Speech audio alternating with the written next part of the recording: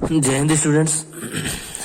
Students, today in class 9th science we shall study how to calculate the value of g. g की value कैसे calculate करें ये आज हम लोग समझेंगे। तो यहाँ पे हम लोगों को पता है अगर कोई ऑब्जेक्ट है जिसका मास स्मॉल m है और वो अर्थ की सरफेस है, let us consider an object of mass small m. Let us consider an object of mass small m on the surface of earth.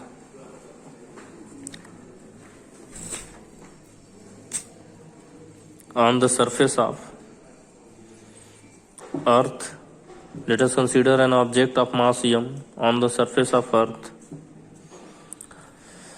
तो यहाँ पे according to universal law of gravitation,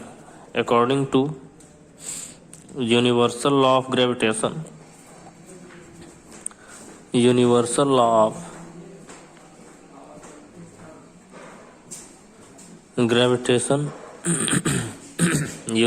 of gravitation के according जो force होगा capital G m by R square, जहाँ पे m mass of earth है, r जो है वो रेडियस ऑफ अर्थ है और small m mass of object है। बट स्टूडेंट्स यहाँ पे अब Newton second law of motion के अकॉर्डिंग चेक किया जाए तो according to Newton's second law of motion, Newton second law of motion के अकॉर्डिंग चेक किया जाए तो F is equal to mass into acceleration, जहाँ पे मास m है स्मॉल m और एक्सेलरेशन हम लोग g लेते हैं। स्मॉल g जो है ये ग्रेविटेशनल एक्सेलरेशन है। अब ये दोनों फोर्स इक्वल हैं, यहाँ पे दोनों फोर्स इक्वल हैं, इसलिए mg स्मॉल ये F is equal to mg equal to capital G m small m by R square. यहाँ पे small m cancel, this implies small g equal to capital G m by R square. अब यहाँ से हम लोग सारे constant की values put करके स्मॉल g की वैल्यू कैलकुलेट कर सकते हैं। कैपिटल G की value 6.7 into 10 to the power -11 into mass of earth जो है वो होता है 6 into 10 to the power 24 kg और रेडियस ऑफ अर्थ जो होता है वो होता है 6.4 इंटू 10 टू द पावर 6। ये रेडियस ऑफ अर्थ है जिसका स्क्वायर हम लोगों को करना है। स्टूडेंट्स यहाँ पे जब पूरा कैलकुलेशन करते हैं तो यहाँ पे आता है 9.8 मीटर पर सेकंड स्क्वायर। तो इस तरीके से हम लोग स्मॉल जी की वैल्यू कैलकुलेट कर सकते हैं। ओके स्टूडेंट्स, अब हम लोगों का जो नेक्स्ट टॉपिक है वो है equations of motions. Equation of motion हम लोग चैप्टर नंबर 1 फिजिक्स के चैप्टर नंबर 1 में 3 इक्वेशन ऑफ मोशन पहले ही ऑलरेडी पढ़ चुके हैं, जो कि होता है u is equal to v plus A T और s is equal to U T plus half A T square और v square is equal to you square plus 2as। तो यहाँ पे v final velocity, u initial velocity, a acceleration, t time और s जो होता है वो distance होता है। अब लेकिन यहाँ पे जब हम लोग किसी ऑब्जेक्ट को ऊपर की तरफ फेंकते हैं या फिर कोई ऑब्जेक्ट ऊपर से नीचे की तरफ आता है तो इसमें थोड़े से चेंजेस हो जाते हैं। तो यहाँ पे अलग अलग मोशन के लिए हम लोग चेक करेंगे।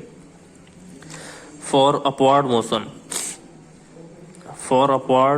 मोशन इक्वेशंस ऑफ मोशन क्या हो जाते हैं। अपवर्ड मोशन के लिए हम लोगों का u और v तो सेम ही रहता है, सॉरी यहाँ पे v is equal to you plus A T होता है, v is equal to you plus A T. बस एक्सेलरेशन a के प्लेस पे हम लोग g पुट करते हैं, क्योंकि अपवर्ड मोशन के लिए ग्रेविटेशनल एक्सेलरेशन अप्लाई होता है जो कि g होता है और अपवर्ड मोशन में नेगेटिव हो जाता है। तो यहाँ पे हम लोग अब राइट करेंगे v is equal to u minus G T. ये पहला इक्वेशन बन जाता है। सेकंड में s के प्लेस पे h राइट करना होगा, क्योंकि डिस्टेंस वो ऊपर की तरफ ट्रेवल कर रहा है जिसको हम लोग हाइट बोलते हैं। तो s के प्लेस पे होना चाहिए h is equal to U T minus half G T square और v square is equal to you square minus 2gh, क्योंकि एक्सेलरेशन a के प्लेस पे g और s के प्लेस पे h। तो ये हो जाता है हम लोगों का 3 इक्वेशंस। अब इसी तरीके से डाउनवर्ड मोशन के लिए ये इक्वेशंस ऑफ मोशन जहाँ पे भी माइनस है वो प्लस हो जाते हैं। जैसे v is equal to u minus ji t है तो यहाँ पे u plus g t, h is equal to U T minus half G T square है तो u T plus half G T square, और v square is equal to you square plus 2gh। तो इस तरीके से ये 3 equations यहाँ पे हम लोगों के डाउनवर्ड मोशन के लिए और अपवर्ड मोशन के लिए ये इन इक्वेशंस का यूज करके हम लोग न्यूमेरिकल सॉल्व कर सकते हैं। जैसे कि यहाँ पे बुक में एक एग्जांपल ऑलरेडी यहाँ पे गिवन है, इसको मैं एक्सप्लेन कर देता हूँ। A car falls off a ledge and drops to the ground in 0.5 second. एक कार है जो कि नीचे की तरफ गिरता है और जमीन पर 0.5 सेकंड में पहुंच जाता है। स्मॉल जी की value 10 metre per second square है। What is the speed on striking the ground. तो स्टूडेंट्स, जब कोई ऑब्जेक्ट ऊपर से अपने से गिरता है तो उसका इनिशियल वेलोसिटी u जो होता है वो 0 हो जाता है। इसमें हम लोगों को फाइनल वेलोसिटी v कैलकुलेट करनी है। Time t is equal to half second दिया है, g की value 10 metre per second square given है ऑलरेडी। तो अब हम लोग v is equal to you plus A t यहाँ पे फर्स्ट इक्वेशन यूज करेंगे। इसको हम लोग अपने डाउनवर्ड इक्वेशन ऑफ मोशन के हेल्प से सॉल्व करते हैं। डाउनवर्ड इक्वेशन ऑफ मोशन जिसमें हम लोग यूज करते हैं v is equal to you plus g T, ये फर्स्ट इक्वेशन है। v हम लोगों को कैलकुलेट करना है, u इनिशियल वेलोसिटी 0 गिवन है, प्लस g की value 10 metre per second square होता है, इंटू टाइम जो है वो 0.5 सेकंड दिया हुआ है। इस हिसाब से 10 5 जा 55 मीटर पर सेकंड ये होगा फाइनल वेलोसिटी, जो कि यहाँ पे हम लोगों का आंसर दिया हुआ है। इसी तरीके से इसमें सेकंड कैलकुलेट करना, what is it's average speed during 0.5 second. Average speed क्या होगा ये कैलकुलेट करना है। तो स्टूडेंट्स, एवरेज स्पीड सबको पता है, फार्मूला क्या होता है, average speed equal to v plus u by 2। ये पहले भी बताया गया है, v प्लस यू बाई 2। तो यहाँ पे v की वैल्यू है 5 प्लस u की value 0 by 2 means 2.5 metre per second. इसी तरीके से स्टूडेंट्स यहाँ पे थर्ड कैलकुलेट करना, how high is the ledge from the ground. How high is the ledge from the ground यानी कि कार कितनी हाइट से नीचे गिरा है। इसके लिए हम लोगों को एच कैलकुलेट करना है।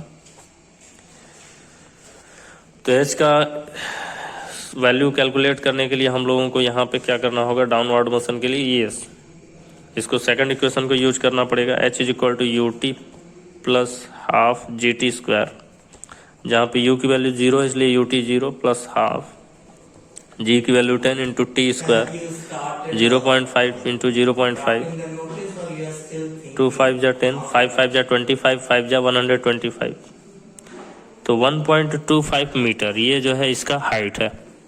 तो स्टूडेंट्स, इस तरीके से आप लोग इन सारे न्यूमेरिकल्स को सॉल्व कर सकते हैं। ओके स्टूडेंट्स, आज की वीडियो में बस इतना ही समझते हैं। Thank you for nice day. जय हिंद, जय भारत।